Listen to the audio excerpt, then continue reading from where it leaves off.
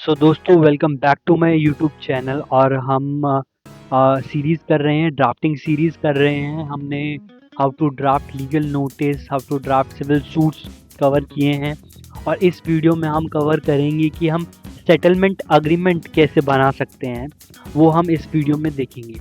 चलो आज हम देखते हैं।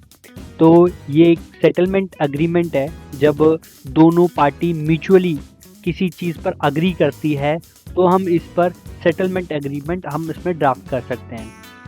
तो हमारा सेटलमेंट एग्रीमेंट इस तरह से रहता है।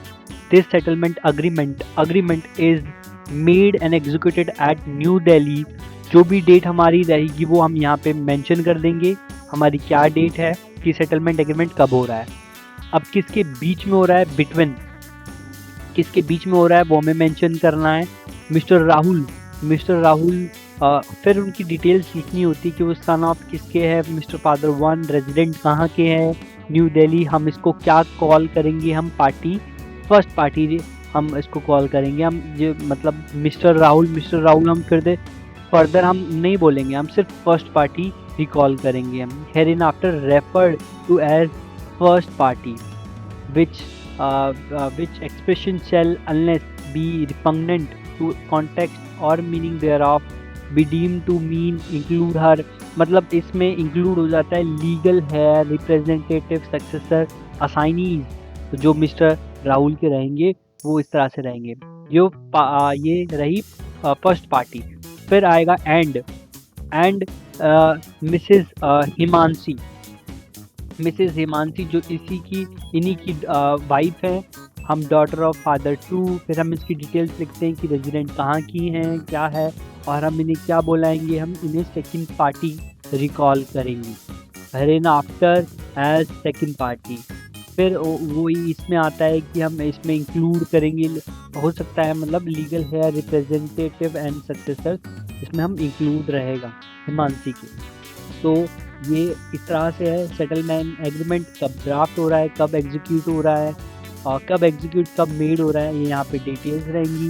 बिटवीन किसके, फर्स्ट पार्टी, सेकंड पार्टी, इस तरह से रहेगा। First party and second party are here directly collectively referred to as parties और इंडिविजुअली एज पार्टी। तो अब क्या सेटलमेंट है, तो हमने बता दिया कि पार्टीज की क्या डिटेल है, फर्स्ट पार्टी की, सेकंड पार्टी की। अब सेटलमेंट क्या है हम यहाँ पे देख रहे हैं। फर्स्ट पॉइंट में parties got married bye their own will, free will, यानी कि 1 जनवरी 2018 को इनकी मैरिज हुई थी, वेडिंग हुई थी, जो कि फ्री विल से हुई थी, दोनों की से हुई थी।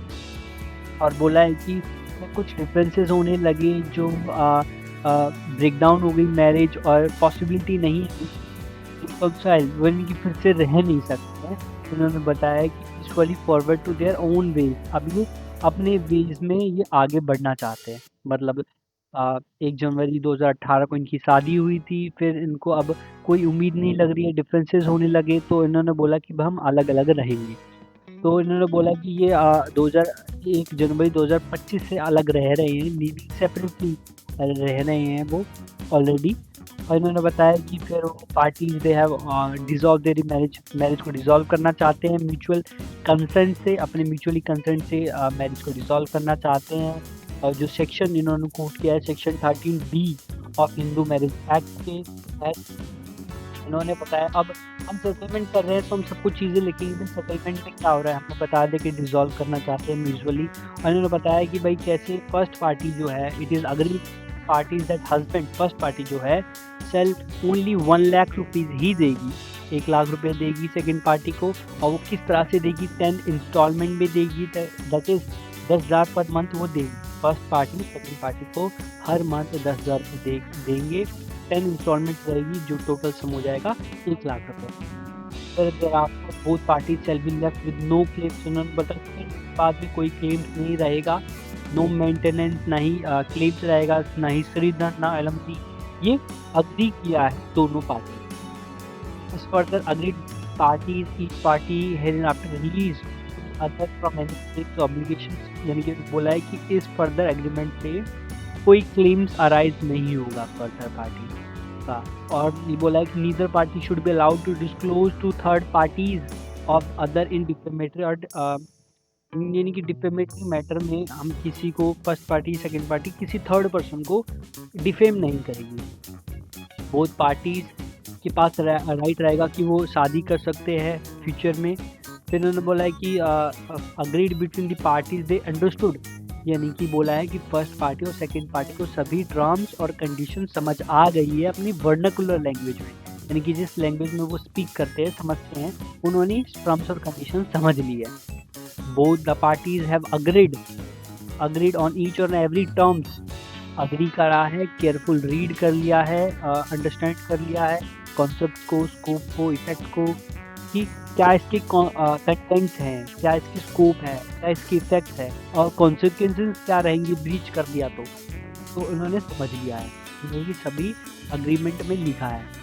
तो बोला है कि settlement they have understood in vernacular language, उन्होंने समझ लिया है।